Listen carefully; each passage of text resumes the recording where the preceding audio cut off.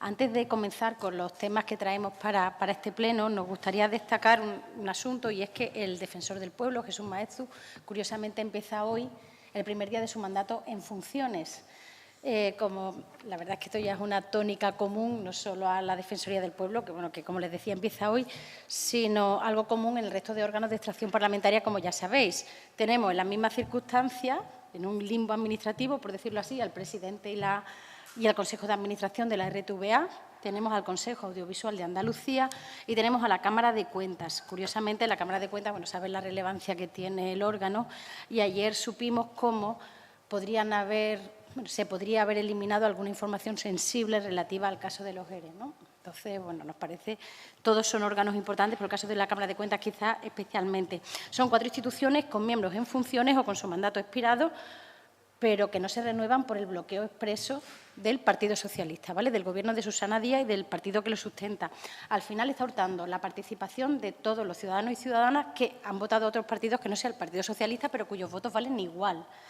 Y al final estamos devaluando la democracia andaluza a niveles más propios de otro tipo de regímenes, más propios a la dictadura. Nos parece muy serio, muy serio, que el Partido Socialista de manera sistemática se niegue, bloquee la renovación de órganos de extracción parlamentaria que deberían representar a todos las fuerzas políticas, ¿vale? Y el hacerlo pues denota muy poco aprecio por la calidad democrática. Al final tenemos un Gobierno insumiso a los mandatos de la ley y antisistema. Lo siento, tengo que decirlo, pero es que es así.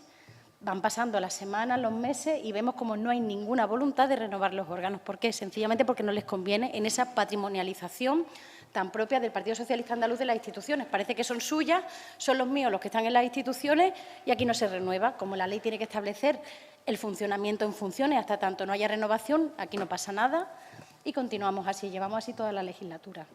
Nos parece que era digno de reseñar y a ver qué pasa con la Defensoría del Pueblo, pero repito, no solo este caso, sino los de la Cámara de Cuentas, el Consejo Audiovisual y lo que tiene que ver con la RTVA andaluza. Nos parece un verdadero escándalo democrático. Y entrando ya en los asuntos de pleno, hay 2 asuntos fundamentales, antes de dar paso a mi compañera Carmen Lizárraga, que me gustaría destacar. El primero tiene que ver con uno de los anuncios estrella que se hizo a final del año pasado con la renta mínima de inserción. Nosotros traemos el asunto a pleno en forma de pregunta oral a la consejera de Igualdad, pero el asunto tiene mucha relevancia. No sé si recuerdan que se anunció una renta mínima de inserción con un presupuesto que ya nos pareció pírrico, 198 millones de euros, en lo que le asignaba el presupuesto, y se decía que podía llegar a 42.000 familias. Para establecer la renta mínima de inserción se elimina el llamado salario social y algún otro tipo de medidas que había y se sustituye. Se supone que era una cuestión tan urgente que requirió decreto ley. No sé si se acuerdan, se aprueba en diciembre y se convalida en enero, porque era una cuestión urgentísima. Pues bien, la semana pasada en la Comisión de Igualdad estuvimos debatiendo el asunto porque lo que no llega es que no se está resolviendo las solicitudes. Y estamos en junio. ¿Y por qué? Pues al parecer hay problemas informáticos no irresolubles, pero que están haciendo muy difícil la gestión de la renta básica, la renta mínima de inserción. ¿Qué sucede? Que llega el Gobierno con un anuncio estrella, como siempre, en diciembre y dice que decreto ley porque es urgentísimo. Tan urgente que va a empezar el 1 de enero. Nosotros, bueno, nos parece que no era la manera de hacerlo, pero, venga, sustituye o elimina el salario social y todas las medidas que sustituye. Y ahora pasa enero, febrero, marzo, abril, mayo y parte de junio, y a día de hoy las personas que tienen derecho al mismo no lo están recibiendo. No lo están recibiendo y el salario social se ha eliminado, por tanto no es sustitutivo. Nos gustaría saber al final de año de esos 198 millones de euros, que era una cifra muy insuficiente, cuándo realmente se va a ejecutar.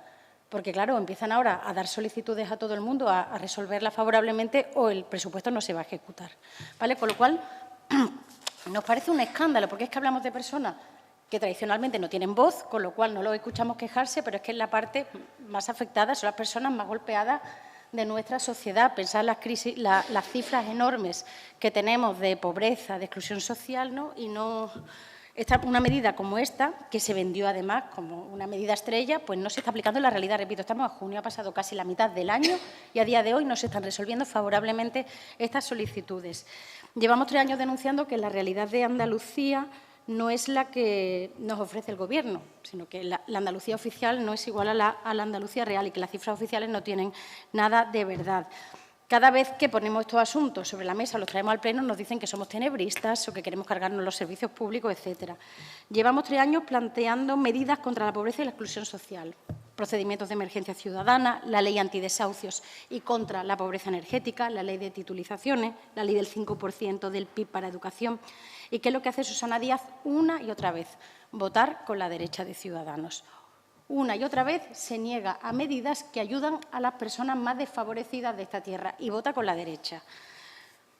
Al final está votando en contra de las medidas que permiten redistribuir la riqueza y, sin embargo, se alinea con Ciudadanos para rebajar, si no eliminar impuestos, a los herederos de 1 millón de euros, por ejemplo. Al final, la hipoteca naranja nos está saliendo muy, muy cara. Así a quien más está afectando, quien más lo está pagando, son las personas que más lo necesitan. Al final, gobernar con Ciudadanos creemos que nos está trayendo más pobreza, más paro y más desigualdad en todos estos años. Y eso no es algo que digamos nosotros, es algo que se desprende de los estudios de la Red Andaluza contra la Pobreza, del Instituto Nacional de Estadística, etcétera. Cualquier informe que se vea al respecto. Y el otro asunto que quería destacar y que traemos al Pleno tiene que ver con Doñana. Como saben, nosotros denunciamos que para nosotros, para Podemos Andalucía, fue una decepción el nombramiento de Teresa Rivera como ministra de Transición Ecológica. No entendemos que una persona que tiene un turbio historial de políticas desarrollistas, valedora del proyecto gasísticos de Castor y Marismas de Doñana, pudiera ocupar un puesto de tanta relevancia en el gabinete de Pedro Sánchez. Pese a todo, entendemos que el PSOE andaluz a día de hoy se ha posicionado, y por fin, contra la decisión adoptada en su día por la hoy ministra. Y creemos que se dan las circunstancias con el cambio de Gobierno para que la ministra de Transición Ecológica salde la deuda que tiene con Andalucía y, sobre todo, con los habitantes de la zona de Doñana. Nos preocupa mucho que al final esta ministra, a pesar del nombre, ¿no?, que tiene su cartera ministerial, acabe significando continuismo con las políticas que implementó como secretaria de Estado de Cambio Climático. Y nos preocupa la complicidad que demostró, además, con las grandes empresas depredadoras de nuestra tierra. Por ello, traemos una proposición no de ley que aspira a que, desde el consenso, pasemos página a la historia de Doñana, reconozcamos los errores cometidos para enmendarlos y avanzar en el blindaje de la que hoy es la mayor joya natural de España. La PNL tiene en concreto 2 puntos. El primero, impulsar un pacto de blindaje desde el consenso entre administraciones públicas, partidos políticos, agentes sociales, ambientales, económicos, diseñando y ejecutando pues, los planes, los programas, las normas necesarias, garantizando un verdadero modelo de desarrollo sostenible de la comarca de Doñana. Nos parece que el hecho de tener Doñana puede suponer todo un motor económico para la zona y que ello se puede hacer en vez de depredando todo el espacio natural, protegiéndolo. Esa es la idea. Y, en segundo lugar, pues instamos al Gobierno central a paralizar inmediatamente el proyecto Marismas y a realizar una evaluación ambiental ya sin trampa. Recordáis que troceó el proyecto en 4 para recibir el impacto ambiental por separado. ¿Qué le pedimos ahora? Que lo paralice y que se vuelva a hacer un estudio de impacto ambiental, pero sin trampa, utilizando el proyecto en su conjunto para que podamos tener datos reales de cuál va a ser el impacto de un proyecto como el de gas natural en Doñana. Y, sin más, pues les dejo con Carmen Lizárraga, la portavoz de Economía y de Hacienda y portavoz adjunto del Grupo Parlamentario.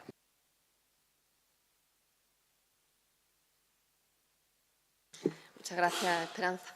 Buenos días. Ayer por la mañana recibimos como un jarro de agua fría el anuncio de Pedro Sánchez de que la reforma del sistema de financiación autonómica no va a tener cabida en la agenda política de esta legislatura. A nosotros nos parece una decisión irresponsable, conociendo los terribles problemas que acarrea el sistema de financiación autonómica que está en marcha en estos momentos. Es algo, además, sobre lo que existe un consenso social y un consenso por parte de todas las personas expertas y también por parte de todos los grupos políticos. Esto significaría que, si se conocen esos terribles problemas y el sistema de financiación autonómica actual continúa, significa que se perpetúan y se amplían los desequilibrios personales y territoriales que existen en estos momentos, y que Sánchez, además, nos transmite un mensaje: que lo reforme otro.